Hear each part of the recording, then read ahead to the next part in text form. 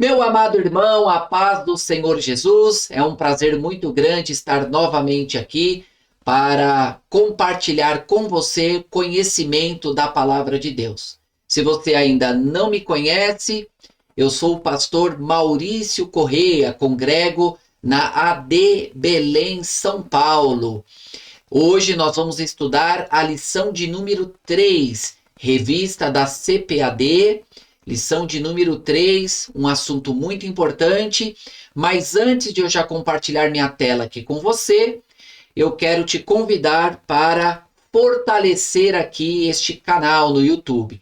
Então já se inscreva aqui no canal, já deixa aí o seu like, né? Ou se você quiser deixar o like mais para o meio ou para o final do vídeo também não tem problema, né? Mas importante que você deixe o like para fortalecer aqui o canal, a plataforma entender que este conteúdo é relevante e vai entregar assim para mais pessoas. Você também pode me seguir lá no Instagram, @pr_Maurício Correia, tá aí na tela para você, e também no TikTok, @PR Maurício Correia, tá certo? Me siga nas redes sociais, sempre eu compartilho, posto conteúdos interessantes, uma reflexão sobre algum texto bíblico. Eu gosto muito da escatologia bíblica e eu vou começar a trazer vídeos aqui no canal do YouTube sobre este assunto, escatologia bíblica. Então, me segue para você não perder nenhum dos meus conteúdos. Combinado? Se você está pronto, vamos começar a nossa aula.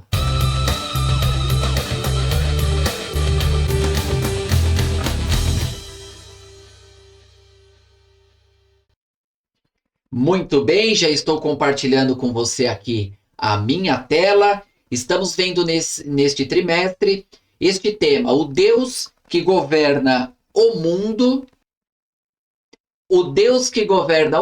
e cuida da família. Eu dei uma pequena pausa aqui que eu estava procurando a minha caneta aqui do iPad.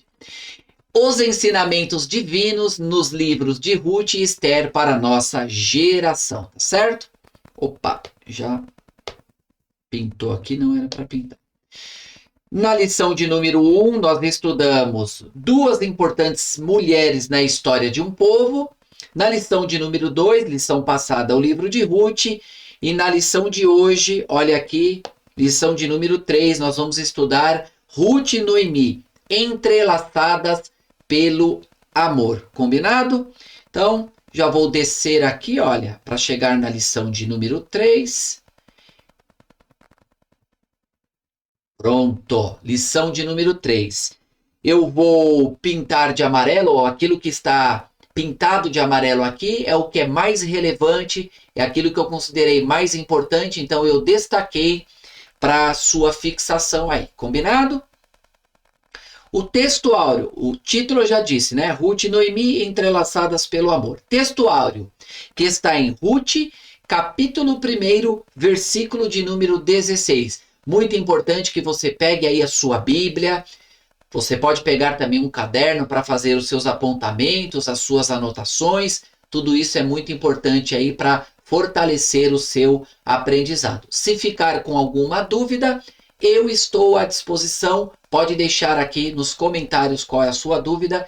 Eu terei o maior prazer em responder para você, tá certo? Lembrando que, vou ficar até maior aqui para você, ó. Lembrando que esta aula minha aqui, ela não substitui a sua presença, né? A importância da sua presença no domingo na sua igreja. Então vá à sua igreja, leve a sua família, leve os seus filhos, se você os tiver, para que vocês possam ali crescer na graça e no conhecimento, estabelecer aquele vínculo de comunhão com os seus irmãos, tá certo? Então frequente a escola bíblica dominical.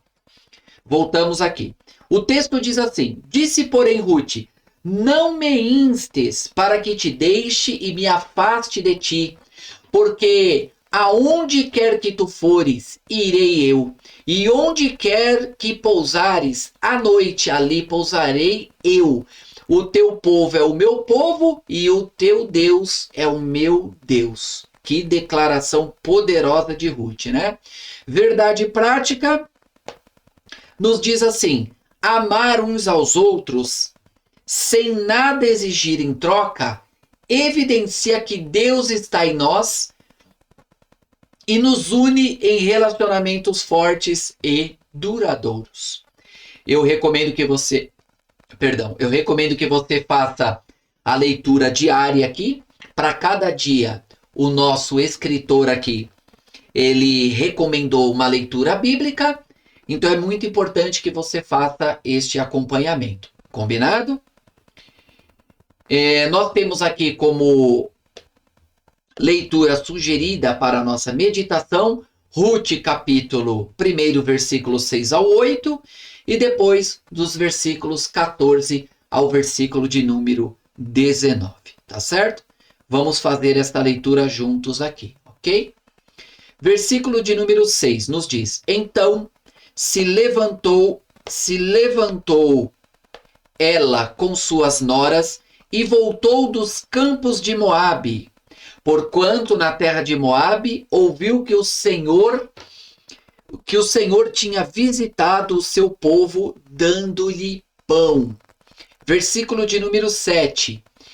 Pelo que saiu do lugar onde estivera, e as suas 2 noras com ela, e indo elas caminhando para voltarem para a terra de Judá, disse Noemi às suas 2 noras, preste atenção aqui neste versículo: Ide, voltai cada uma à casa de sua mãe, e o Senhor use convosco de benevolência, como vós usastes com os falecidos e comigo. Né? Muito bom, muito interessante este versículo. Vou grifar só aqui, porque tinha grifado do lado também. Pronto. Aqui no final diz assim: como vós usastes com os falecidos e comigo. Nós temos aí 3 falecidos. Quem? Elimeleque e os filhos de Noemi. Né? Nós temos aí os filhos de Noemi. Um deles havia casado com Orfa e outro, o mais velho, havia casado com Ruth, né? Versículo 14. Então levantaram a sua voz e tornaram a chorar. E Orfa beijou a sua sogra, porém Ruth se apegou a ela. Vamos destacar aqui, ó. Porém Ruth se apegou a ela. Versículo de número 15. Pelo que disse: Eis que voltou tua cunhada ao seu povo e aos seus deuses. Quem está dizendo isso, irmãos? Noemi. Dizendo para quem? Para Ruth. Dizendo: olha, eis que Orfa voltou, né? Eis que tua cunhada, ou seja, cunhada de Ruth, que é Orfa, voltou ao seu povo e aos seus deuses. Volta tu também após a tua cunhada. Agora, qual foi a resposta de Ruth? Disse, porém, Ruth: não me inste, quer dizer, não me force, não me obrigue, para que te deixe e me afaste de ti. Por quê? Olha aí, irmãos, ó.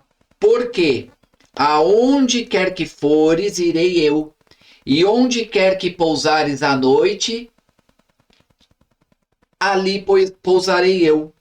O teu Deus, o teu povo é o meu povo, e o teu Deus é o meu Deus. Versículo 17. Onde quer que morreres, morrerei eu e ali serei sepultada. Me faça assim o Senhor e outro tanto, se outra coisa que não seja a morte me separar de ti.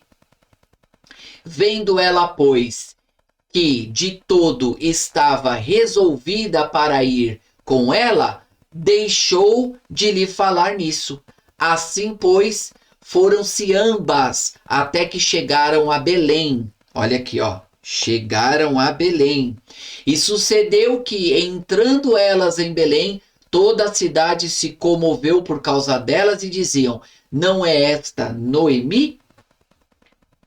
Maravilha, irmãos. Aqui uma leitura importante para nós entendermos, né? Entendermos aí a lição de hoje.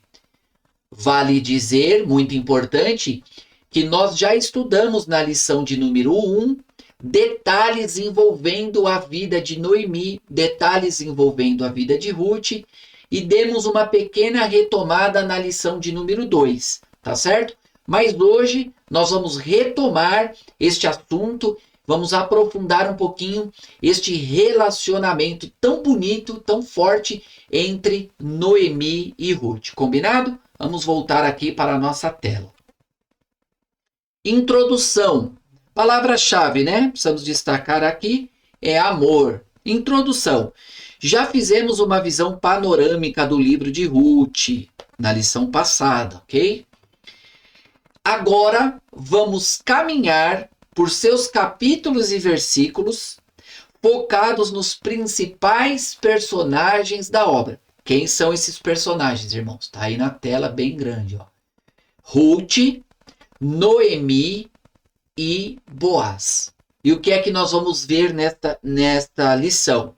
O relacionamento entre Noemi e Ruth. E aí o escritor disse assim, ó, duas mulheres unidas por um profundo amor, por um amor profundo, né? E que mais? E uma intensa mutualidade. Olha aqui o destaque em amarelo. O caráter voluntário da doação pessoal de sogra e nora é um extraordinário exemplo de abnegação e amizade sincera. Interessante, né? Aqui nós vemos um relacionamento muito sincero, abnegado entre nora e sogra, né? E se nós analisarmos nos dias de hoje, não é difícil de nós encontrarmos, se eu perguntar para você aqui, você pudesse me responder agora, né? De forma audível aqui, com certeza eu ia ouvir você dizendo assim, Pastor Maurício, olha, eu conheço pessoas aqui do meu círculo que é assim, cão e gato, quando a gente analisa ali o relacionamento entre sogra e nora, entre sogra e genro, né? Quando não, pode ser até o seu caso. De repente você é sogra ou sogro, né? E não se dá com sua nora, com seu genro. Ou de repente você que está me ouvindo aí, me assistindo, você é a nora, o genro, e também não tem um bom relacionamento aí com os seus sogros, né? Mas aqui, neste assunto, nós vamos ver um relacionamento extraordinário, uma comunhão muito grande entre Noemi e sua nora Ruth, tá certo? Voltemos aqui para a nossa tela. Tópico 1. A proposta de Noemi. Uma crise em família. Uma crise em família. Vamos verificar que crise é esta. É importante considerar as circunstâncias da vida de Noemi para entender o valor e o significado de seus atos. Principal provedor da casa, quem era? Elimeleque, tá aí na tela. No hebraico, o significado do nome Elimeleque é meu Deus é rei. Mas a Bíblia diz que Elimeleque veio a falecer. Seus filhos, olha aí, Malom e Quilion. Olha o significado dos nomes, né? Malom significa doença. Marcar aqui, ó, doença. E Quilion, definhamento. Meu Deus, que coisa, né? Muito provavelmente, Elimeleque e Noemi escolheram esses nomes, deram esses nomes, depois já de um tempo de nascido, né? Ao perceber que ambos não gozavam de uma boa saúde. Você sabe, mas é bom aqui repetir e relembrar você que para o judeu o significado do nome é muito, mas muito importante, tá certo? É quase como um espelho ou uma reprodução do que acontece na vida daquela pessoa, né? Então, nós vemos aqui Malom e Quilion, cujos nomes, né, têm esses significados aí, respectivamente, doença e definhamento. Mas Elimeleque, o significado do nome dele é meu Deus é rei. Então a Bíblia diz que os três vieram a falecer, né? Deixando viúvas as moabitas Ruth, que significa amizade, olha aí, ó. Opa. Ruth, que significa amizade, e órfã, que significa pescoço. Curioso, né? E agora, como explicar aqui? Como explicar esse nome? Por que será que os pais de Orfa deram esse nome para ela, né? Fica aí para nossa curiosidade somente. Considerando a expressão que os nomes tinham na antiguidade, é bastante provável que Malom e Quilion não tivessem boas condições de saúde desde o nascimento, aquilo que eu já havia falado. A vida de Noemi, cujo nome significa agradável, tornou-se amarga, né?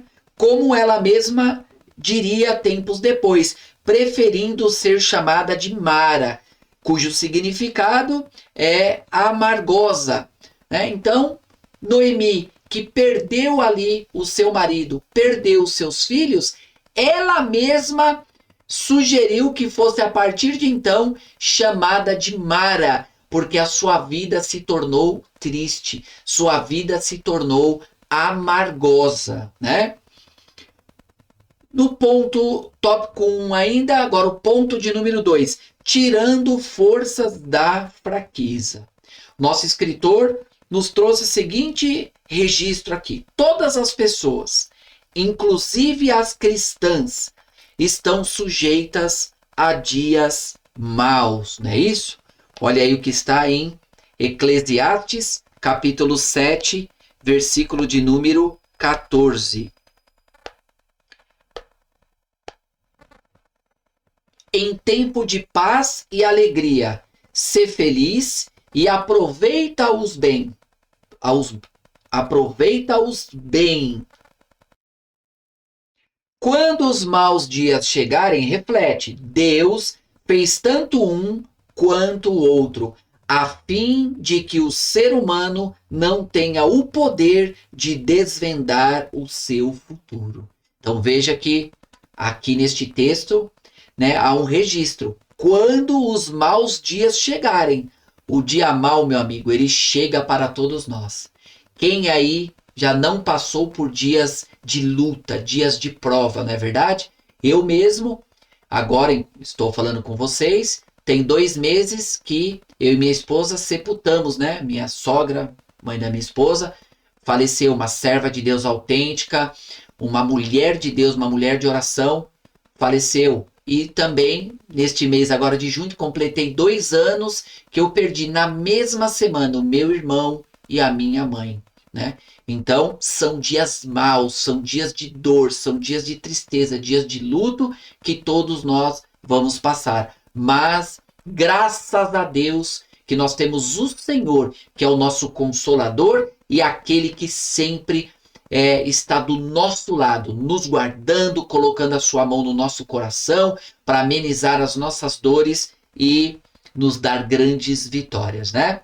Voltando aqui para a nossa lição. Então, a diferença é como cada uma se comporta em meio às tempestades da vida, não é assim?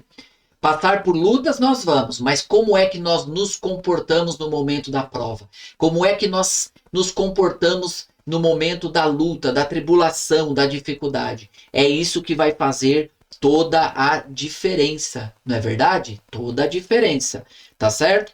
Mas para que você passe pela prova, para que você enfrente o dia mal e não pereça, você precisa estar firme com o Senhor. Você precisa conhecer a palavra de Deus. Quanto mais você conhecer a palavra de Deus, mais força você terá para enfrentar o dia mal. Meu amigo, você pode pular no reteté, você pode fazer aviãozinho na igreja, você pode falar línguas estranhas, você pode ter dinheiro, você pode ter tudo.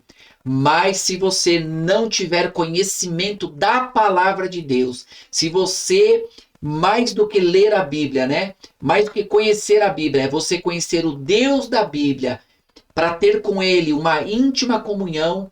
Se você não tiver isso, então o dia mal chega para você e você não suporta, né? Quantas pessoas aí estão em depressão, em angústia, porque não suportam um dia mal. Mas eu quero crer que você está aqui assistindo essa aula é porque você tem prazer pela palavra de Deus e está bem firme e fortalecido no Senhor, né? Continuando aqui. Quando soube que Deus havia abençoado o seu povo, se levantou, olha aqui o registro, olha, se levantou com suas noras para voltar a Belém. Ela teve uma atitude de liderança, mesmo em meio à tristeza e dor que sentia pela perda do marido e dos filhos. Aqui eu vou colocar até em vermelho para você, olha, né? Apesar da tristeza, apesar da dor que sentia pela perda do marido e dos filhos, ela teve uma atitude do quê? De liderança, não é verdade? Então isso é muito importante nós destacarmos aqui. A distância entre os campos de Moabe e Belém era superior a 120 quilômetros. Mas olha só, Noemi, mesmo idosa, ela soube tirar força da fraqueza. Noemi soube tirar força da fraqueza, subindo e descendo das montanhas. Meu irmão, nessa época não tinha Uber. Nessa época não tinha o transporte que nós temos hoje. Muito provavelmente, ela se deslocou a pé, né? Muito provavelmente. Então ela já de idade avançada, ela superou esses obstáculos, superou esses desafios, né? Se tivesse se entregado aos seus sentimentos, jamais teria tomado uma decisão tão desafiadora. Os problemas da vida não podem nos paralisar. Vamos ver aqui Provérbios 24 e 10. Provérbios 24 e 10. Olha o que diz aí, muito conhecido. Se te mostras vagaroso para ajudar teu próximo, pouca força terás no dia da angústia. Né? Vamos ver uma outra tradução aqui, olha. Vamos ver na tradução, nova versão transformadora. Eu gosto dessa versão. Se você vacilar no momento de dificuldade, sua força será o quê? Pequena, né? E aí? Tudo tranquilo? Alguma dúvida cruel e corrosiva? Mágoas, ressentimentos? Não? Tudo certinho? Então vamos continuar, né? Eu quero aqui aproveitar este momento e pedir para você, olha, não custa nada. Você chegou até aqui, tá bom? Passe a me seguir, tá? Me siga aqui no YouTube, fortaleça este canal, que é um canal de bênção para, né, esta aula aqui, esta mensagem chegar a outras pessoas. Se você me segue, se você deixa o like, se você deixa um comentário, o algoritmo do YouTube ele vai entender que esse conteúdo é relevante e vai entregar para mais pessoas. Então eu peço que você me dê esta força aqui, eu te ajudo e você me ajuda também. Combinado? Vamos continuar aqui. Vamos continuar aqui. Ponto 3. Sem manipulação emocional. Ruth e Orfã decidiram prontamente acompanhar a sogra. Mas tão logo começaram a viagem, o que foi que aconteceu? Vamos verificar aqui, olha. Pegar aqui embaixo, né? Noemi decidiu liberá-las para que voltassem à casa dos pais, né? Noemi, então, chamou suas noras e disse, olha, vocês não têm a obrigação de me seguir. Podem voltar para a casa dos seus pais. Mesmo de idade avançada, Noemi pensou primeiro em suas noras e no futuro delas. Que atitude nobre essa de Noemi. Aí aqui na nossa revista diz, de volta às suas origens, Ruth e Orfã poderiam casar novamente e ambas constituírem família. Sim ou não? Sim. Era uma possibilidade, né? E se elas se casam novamente, então elas vão ter um novo provedor, elas vão ter uma nova fonte de sustento, de renda, de amparo. Porque a viúva nessa época, ela passava uma certa dificuldade, né? Ela tinha muita dificuldade. Eis aí o relato de Noemi. Disse, olha, eu sou uma mulher amargurada, porque agora eu não tenho mais marido, eu não tenho mais os meus filhos, eu não tenho mais provedor. O que será de mim? A partir de agora, então, eu quero ser chamada de Mara, porque eu sou uma mulher amargosa. Né? Noemi, ela assumiu sua condição pessoal, sem apelar aos sentimentos das noras. Olha o registro aqui em amarelo. Esse tipo de conduta é fundamental para a construção de relacionamentos saudáveis. Né? Esse tipo de conduta, conduta que Noemi teve, ou seja, não houve ali segundas intenções. Não havia da parte dela uma manipulação, muito pelo contrário. Nós vamos verificar, como está registrado aqui, a manipulação emocional é sutil e costuma se manifestar desde a infância. E nós não vemos essa característica na vida de Noemi. Ela poderia, né, por ser ali mais velha, por ser uma mulher idosa, por ser uma mulher que teria muito mais dificuldade em encontrar um sustento para ela, usar essa situação para manipular suas noras, dizendo, olha, por favor, né, vocês não vão me deixar aqui voltar sozinha para Belém, fiquem comigo, o que será de mim? Vocês têm que me dar uma força, né? Ou seja, usar o lado emocional para manipular as suas noras. Isso não aconteceu, tá certo? E aí nós temos aqui, finalizando o tópico 1, né? O pecado não escolhe idade. Pessoas emocional e espiritualmente sadias não são manipuladoras. Não são manipuladoras. Se você está num relacionamento e seja ele amoroso, seja ele um relacionamento familiar ou de amigos, de amizade, e nesse relacionamento existe manipulação, manipulação sentimental, manipulação emocional, manipulação até financeira, saiba que este relacionamento ele não é sadio, né? E quem está manipulando está dando demonstração de que não é uma pessoa emocionalmente, né, emocional e espiritualmente sadia, como apontou aqui o escritor, né, na nossa revista. Eu quero fazer o fechamento aqui deste ponto 1 com esta sinopse. A crise familiar de Noemi. Qual que é esta crise? Você sabe me dizer? Qual que é? É justamente o falecimento, né, de Elimeleque e os 2 filhos de Noemi. Tá? Traz lições a respeito da perseverança e do bem-estar emocional, tá certo?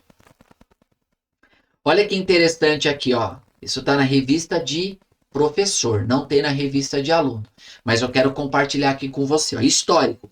A esposa de Elimeleque, a mãe de Malom e Quilion.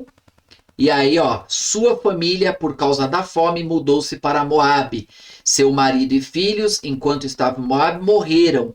Ruth recolheu espiga nos campos de Boaz, um parente distante, para prover sustento para ela e Noemi. Que mais? Olha aqui, ó. Noemi buscou segurança para Ruth, encorajando-a a se aproximar de Boaz, o parente remidor dessas mulheres, o remidor da família.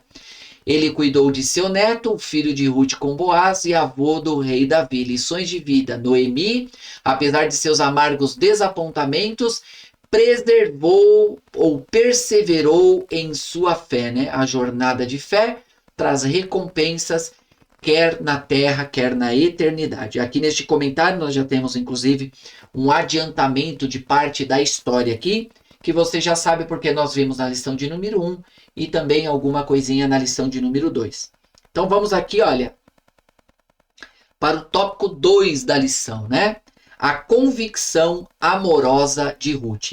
Uma amizade provada e aprovada, né? Uma amizade provada e aprovada. Orfa amava Noemi, mas seu sentimento e força moral não eram tão fortes quanto os de Ruth. Por quê? Porque Orfa acatou o conselho de Noemi e foi-se embora, né? Deu linha na pipa, como dizem por aí, e deixou Noemi. É isso mesmo? É. Quando a sogra disse pela segunda vez que voltasse para a casa dos pais, olha aqui, ó.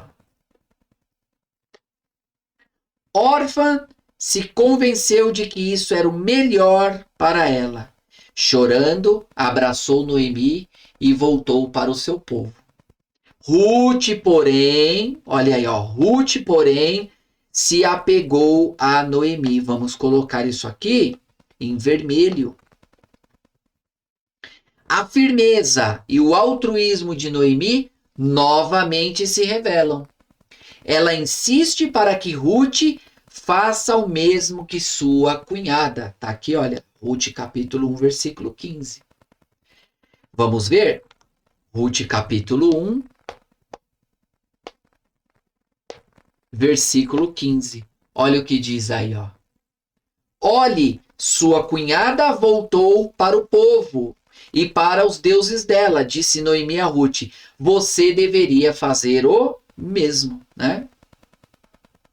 A atitude de Noemi extraiu o que havia no mais íntimo de Ruth. O que é que havia no íntimo de Ruth? Uma convicção amorosa por sua sogra, além de uma declaração de fé no Deus de Israel. O que disse Ruth? Olha aí, ó. Está registrado e nós vamos colocar agora no azul. Vamos colocar no azul aqui para ficar bem bonita a nossa lousa. Opa! Vamos ver se eu pego só aqui, ó.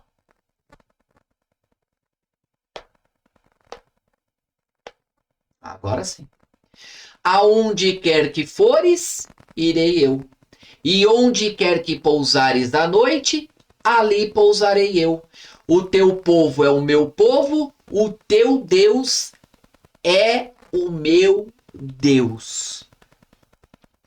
Que declaração poderosa de Ruth, né? Então nós vemos aqui um amor que Ruth nutria por sua sogra Noemi. Eu não vou te largar.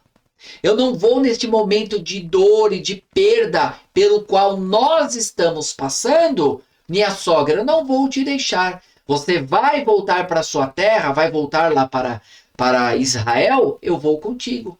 Onde você dormir, vou dormir eu. Onde você pousar, pousarei eu.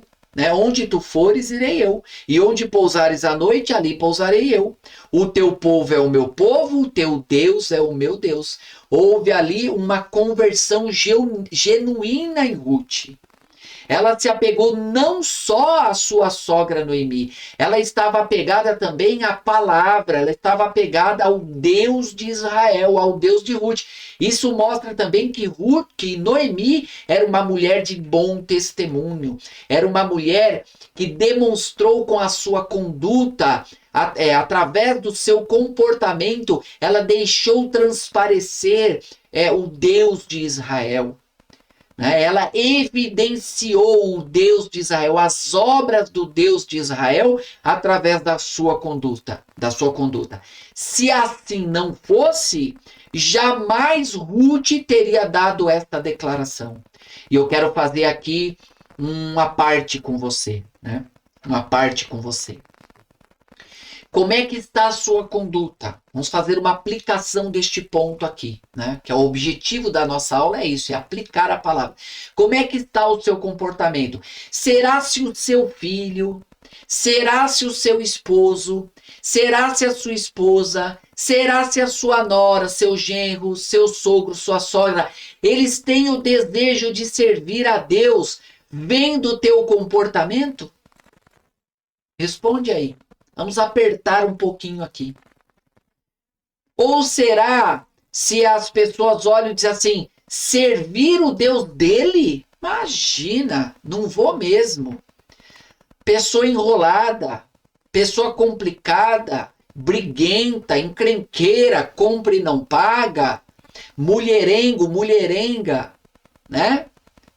Será se as pessoas ao verem o comportamento, né, o nosso comportamento, não vão dizer isso? Olha, não quero seguir o pastor Maurício, porque ele é isso, não quero seguir o Deus do pastor Maurício, porque para ser crente como ele, já pensou que terrível? Já pensou que triste alguém dizer assim, olha, servir o Deus da Maria, do João, do Pedro, do Paulo, do A, do B e do C, não quero servir o Deus deles. Porque se for para ser crente como eles são, não quero. Isso é o que é um mau testemunho. Mas eu quero crer que você, meu irmão, que está assistindo essa aula, você está do lado de Noemi. Você é aquele que dá o bom testemunho, né? Você é aquele que exala o bom cheiro de Cristo. As pessoas querem servir a Deus olhando para o seu comportamento, olhando para a sua vida. Tá certo? E aí nós temos aqui, olha, as verdadeiras amizades resistem às mais intensas provas. Não é isso? Amizades verdadeiras, né? Então, ponto 1, vamos para o ponto 2. E aí, alguma dúvida? Se você tiver alguma dúvida, ou até mesmo uma sugestão, por gentileza, tá? Você vem no comentário aqui e diz, olha, pastor Maurício, eu gostei, mas poderia mudar assim, né? O som não ficou bom, né? Dá sugestão, pode deixar aqui sua sugestão, tá certo? Se for uma crítica boa, construtiva e possível de ser aplicada, nós vamos sim aplicar, porque este conteúdo ele é feito para você, tá bom? Tópico 2 aqui, ponto 2, né? Estou no tópico 2 e subtópico 2, amizade na adversidade. A convicção amorosa de Ruth é mesmo surpreendente. Salomão escreveu que o amigo que ama em todos os momentos é um irmão na adversidade. Está lá em Provérbios, capítulo 17, versículo 17. Ruth estava disposta a enfrentar toda e qualquer dificuldade ao lado da sogra viúva e idosa. As expressões onde quer que pousares à noite, ali pousarei eu, e onde quer que morreres, morrerei eu, demonstram o que, irmãos? O grau de companheirismo, comprometimento da jovem moabita. Sim ou não? Sim. Ela estava comprometida, ela estava apegada, ela era companheira de sua sogra Noemi. E isso não ficou somente em palavras, transformou-se em atitudes concretas por toda a vida. Meu amigo, aqui é importante a gente dar uma pausinha para falar, né? Tem gente que é, garganta, só fala, né? Olha, eu sou seu amigo, hein? Eu sou seu amigo. Olha, pode contar comigo, né? Mas depois de um tempo você acaba descobrindo que, né, nessa amizade aí só tinha um lado da amizade, né? Só um lado da amizade. Mas como é bom, meu irmão, quando a gente tem verdadeiras amizades, né? Você passa pela prova e você tem alguém ali que liga para você, que te manda mensagem, que te visita, que se importa com a sua dor, né? Que se importa com a sua dor. E aí, você tem amigos de verdade? Você tem pessoas que se importam com a sua dor? Quando você passa pela prova, ele está ali do seu lado ou não, né? Você, quando passa pela prova, passa só, né? O bom é nós termos amigos, tá? Eu tenho alguns amigos, poucos, mas eu tenho amigos que quando eu estou no momento de aperto, eles estão comigo. Estou no momento de alegria, também trago para perto de mim e isso é muito bom. Então aqui nós estamos falando de palavras versus atitudes, tá certo? Nós vemos que Ruth não ficou só em palavras, ela colocou em prática aquele sentimento de amor e de amizade que nutria por sua sogra. Nesses dias de tanto individualismo, qual tem sido o nível de nossos relacionamentos, né? Nossos relacionamentos hoje eles estão mais diluídos, mais tênues, não é verdade? Por quê? Por conta da facilidade hoje de comunicação, internet, WhatsApp, redes sociais, não é? Então, qualquer coisa aí manda um WhatsApp. Aniversário, a gente manda um WhatsApp. A gente manda um áudio, né? Mas no dia do aniversário daquele que você considera o seu amigo de verdade, surpreenda ele com uma ligação. Ligue para ele, porque isso vai fazer a diferença. A mensagem é fria, o áudio é menos frio, mas não se compara com uma ligação, não se compara com você bater na porta da pessoa e falar, eu vim aqui hoje te fazer uma visita. Então nós estamos falando aqui de um amor prático, né? Chegando a Belém, Ruth não ficou parada, envolta em expectativas fantasiosas, encarando a realidade. Prontificou-se a um trabalho humilde e penoso. Olha isso aqui, olha. Trabalho humilde e penoso, tá certo? Que era feito por pessoas pobres, ó, pessoas pobres e necessitadas. E que trabalho era esse? Está aqui, olha, destacado. Ir às plantações. Ficou muito grande aqui, vamos diminuir um pouquinho. Opa, aqui ficou melhor. Aumentar um pouquinho aqui. Ir às plantações e catar espigas que caíam e ficavam no chão durante a colheita, como instituído nos dias de Moisés. Vamos ler aqui, olha, Ruth, capítulo 2 e versículo de número 2. Ruth, capítulo 2, versículo 2. Olha o que está escrito aí, né? Certo dia, Ruth, a moabita, disse a Noemi, deixa-me ir ao campo ver se alguém em sua bondade me permite recolher as espigas de cereal que sobrarem. Noemi respondeu, está bem, minha filha, pode ir. Versículo 3, Ruth saiu para colher espigas após os ceifeiros. Aconteceu de ela ir trabalhar num campo que pertencia a Boaz, parente de seu sogro Elimeleque. Vamos ler, olha, Levítico 19, 9 e 10.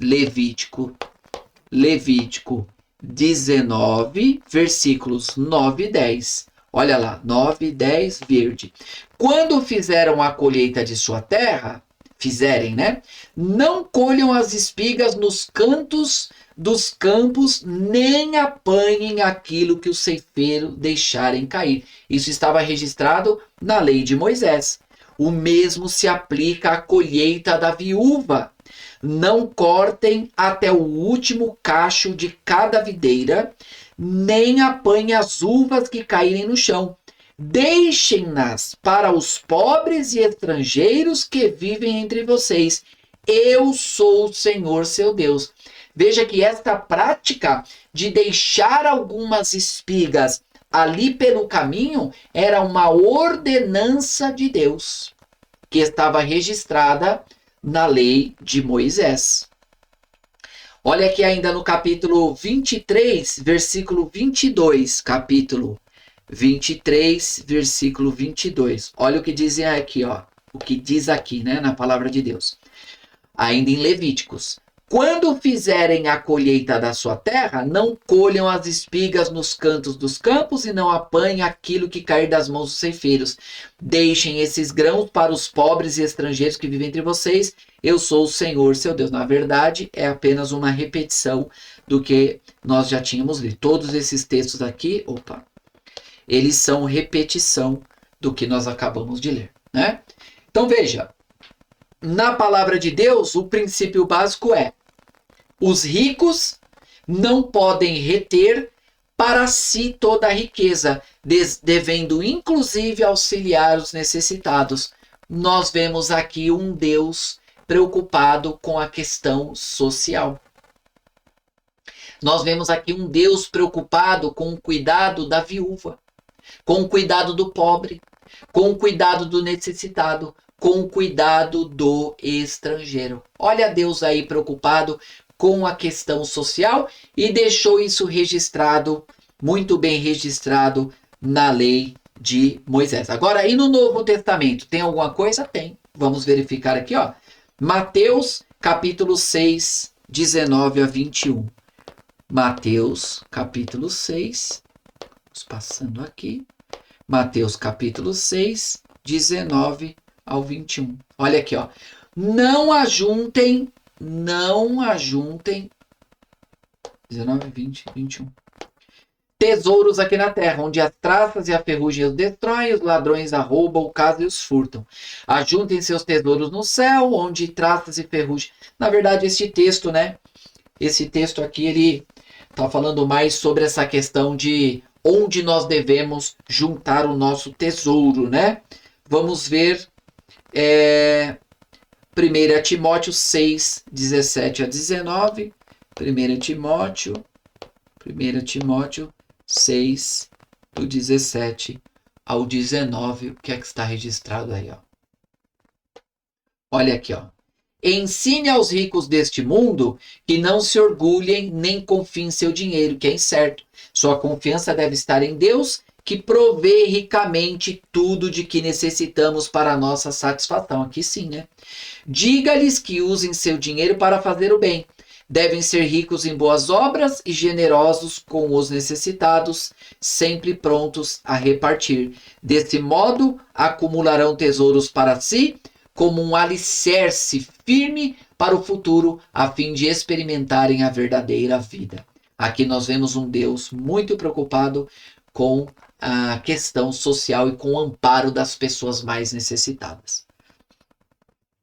Então veja bem, olha, continuando aqui. Mas também não são obrigados a alimentar o ócio dos pobres, que devem ir ao campo e trabalhar duro para garantir o seu sustento, pois, exceto nos casos de incapacidade física ou mental, o mesmo princípio vige até hoje, tá certo? Então veja bem, Deus ele orienta que o rico ampare o pobre e o necessitado, mas ele também determina que o pobre, né, que o ser humano, ele trabalhe. Nós temos que trabalhar. Há muita gente por aí que não quer trabalhar, não. Né? Ele quer se encostar, é o famoso chupim. É o famoso parasita. Ele quer ficar encostado, só absorvendo dos outros. Só vivendo, não estou dizendo aqui, meu irmão, de alguém que passa por uma necessidade e é amparado por outros. Eu estou falando daquele que colocou um propósito no seu coração. Eu não quero trabalhar, ele tem preguiça de trabalhar. Tá? Então Deus, ele também, olha aqui, ó, mas também não são obrigados a alimentar o ócio dos pobres, que devem ir à preguiça, né? O ocioso, aquele que fica preguiçoso, deitado numa rede, só esperando, né, chegar na mão dele. Esse não. Então nós temos que trabalhar, olha aqui, ó, trabalhar duro para o que? Garantir o nosso sustento. Agora tem uma exceção, exceto nos casos de incapacidade física ou mental, vou colocar em vermelho porque é uma exceção. O mesmo princípio vige até hoje. Olha aqui, ó, Ruth trabalhou e muito nos campos de Boaz. Opa, eu estava falando aqui, mas não estava te mostrando, né? Vamos mostrar aqui, ó. Grifei, trabalhar duro para garantir o seu sustento e deixei em vermelho, exceto nos casos de incapacidade física ou mental. Agora sim, né? Ruth trabalhou e muito nos campos de Boaz. Seu esforço impressionou quem? O chefe dos trabalhadores. No fim do dia, recolhia tudo e levava para a sogra. Olha aí, Ruth amparando a sua sogra, né? Ruth não apenas dizia amar, ela praticava o amor.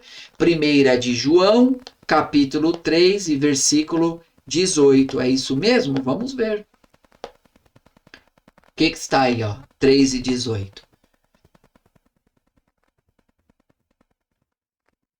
Filhinhos, não nos limitemos a dizer que amamos uns aos outros. Demonstremos a verdade por meio de nossas ações. Certo? Maravilha. Então nós estamos aqui no tópico de número 2, chegando ao fim. Olha a sinopse aí bem grandão para você. A convicção amorosa de Ruth nos ensina a respeito do amor prático, tá certo? Sem perda de tempo, já estamos chegando a 50 minutos. Nós vamos finalizar aqui o tópico de número 3. Finalizar a nossa lição no tópico de número 3, que diz: a convicção da mulher, o teu Deus é o meu Deus, uma fé fervorosa. Ruth é um exemplo de fé fervorosa. Repito, Ruth é um exemplo de fé fervorosa. Sua declaração convicta perante Noemi. Que declaração que é? O teu Deus é o meu Deus. Demonstra o quê? Sua profunda devoção ao Deus de Israel, sob cujas asas decidiu se abrigar. Sim ou não, meu irmão? Então nós estamos falando aqui de uma declaração de fé. E não é qualquer fé, não. É uma fé fervorosa no Deus de Israel. Seu fervor, ele é demonstrado em atitudes. Ruth renunciou ao modelo de vida frívolo dos moabitas e não seguiu caminhos fáceis entre os belemitas. Olha aqui, olha, Ruth 3:10. Vamos voltar aqui, ó. Ruth 3:10. O que é que diz aqui? Então Boaz exclamou: o Senhor a abençoe, minha filha. Você demonstra agora ainda mais lealdade por sua família que antes, pois não foi atrás de um homem mais jovem, seja rico ou pobre. Olha que interessante este versículo, né? Manteve uma vida austera e disciplinada e assim alcançou uma excelente reputação. Ruth, capítulo 3, versículo 11, vamos verificar aqui, já estamos aqui, né? 3:11, ó. Olha aqui que interessante. Não se preocupe com nada, minha filha. Farei o que me pediu, pois toda a cidade sabe que você é uma mulher virtuosa. Olha aí, uma moabita dando excelente testemunho lá no meio dos judeus. Mas por quê? Era moabita, era nacionalidade, mas o interior dela agora já era uma serva de Deus. Isso não acontece com você, não aconteceu comigo. Nós éramos pecadores. Estávamos mergulhados nos nossos delitos e pecados. Éramos inimigos de Deus. Não é isso? Éramos inimigos de Deus, mas o Senhor nos alcançou, nos resgatou, nos limpou e hoje nós estamos aqui frutificando na obra do Senhor, tá? Uma fé que inspira. Opa! Uma fé que inspira. A fé de Ruth foi inspirada na vida e crença de sua sogra. Olha aí o modelo, o exemplo, o paradigma. Você pode ser este exemplo para alguém. Você pode ser este exemplo para uma outra pessoa. Ah? Ao referir-se ao Deus de Noemi, dava testemunho de sua fé. Em todos os tempos, as mulheres mais velhas têm a missão de resistir aos ventos da superficialidade espiritual, sendo piedosas, dedicadas a Deus. Olha aqui, ó. Missão de sendo piedosas, dedicadas a Deus e à família, a despeito das pressões da sociedade mundana. Tá certo? Interessante, né? Então você que é uma mulher de mais idade, você tem que ser o exemplo, né? Você tem que ser uma mulher piedosa, você tem que ser uma mulher dedicada a Deus, dedicada à sua família. E pode muito bem, você pode ter sua profissão, pode trabalhar fora, inclusive, não tem problema nenhum. Não é pecado isso, tá? Mas você não pode abandonar a Deus, você não pode abandonar a sua família. E aqui, finalizando a nossa aula, sensibilidade sobre liderança. As escrituras evidenciam a profunda sensibilidade espiritual da mulher. Um exemplo disso é o fato de terem sido as primeiras a testemunhar e crer na ressurreição de Jesus, não é isso? É isso. Quando nós lemos aqui essas referências bíblicas, nós vamos verificar que Jesus, ao ressurgir dentre os mortos, ele apareceu primeiro às mulheres, né? É de grande valor quando este extraordinário potencial feminino é reconhecido e floresce sob uma liderança séria, que orienta o trabalho da mulher, evitando que ela seja explorada em sua fé, né? E nós temos aí várias referências que você pode ler, corroborando aqui o que nós dissemos anteriormente. Meu amado, veja bem, finalizando aqui o nosso assunto, né? Lendo aqui os 4 capítulos de Ruth, nós vamos verificar que Ruth, ela se casa com Boaz, nós dissemos isso na lição anterior, e Boaz passa a ser o remidor de Ruth, passa a ser aquele que vai agora acolher a Ruth, acolher a Noemi. E o mais interessante, como nós vimos no tema e na mensagem da lição passada, a lição de número 2, que Ruth agora ela passa a fazer parte da genealogia de Davi, da descendência de Davi. Ela passa a ser a bisavó de Davi, porque da união entre Boaz e Ruth nasceu Obed. Obed gerou a Jessé e Jessé gerou a Davi. Então nós temos Boaz, que ele é um tipo de Jesus, ele aponta para Jesus, porque ele é o remidor de Ruth, e Jesus, ele é o nosso remidor, ele é o nosso resgatador, tá certo? Então, nós vemos aí uma devoção de Ruth, né? Uma devoção muito grande, uma fé muito grande, uma entrega de amor muito grande em relação à sua sogra Noemi, né? E na conclusão, nós temos o que? O relacionamento de Noemi e Ruth nos ensina quão precioso para Deus é o amor altruísta. Ao pensarem uma na outra e se dedicarem ao cuidado mútuo, ambas foram alcançadas pelo favor divino. Em um mundo tão narcisista, o Senhor espera que nos doemos mais uns aos outros. A família é o primeiro ambiente no qual o amor deve ser praticado e o segundo, a nossa igreja, né? Então, é isso. Você é casado, então você tem que cuidar, amar a Deus sobre todas as coisas. Em segundo lugar está a sua família. Se você é obreiro, a sua família é a sua igreja. A primeira igreja que você tem que cuidar e fazer com que ela prospere, com que ela dê certo, é a sua casa, a sua esposa e os seus filhos. Você precisa governar bem a sua casa, né? E depois a igreja. Então é Deus para o casado que tem família, Deus, a sua casa, a sua família e depois a igreja. Você não pode colocar os trabalhos da igreja acima da tua família. Então vai tudo bem lá na igreja, na congregação, mas a sua família está deixada de lado, né? Sua esposa não está bem, seus filhos não estão bem, mas você não está nem preocupado porque o que importa é a sua congregação.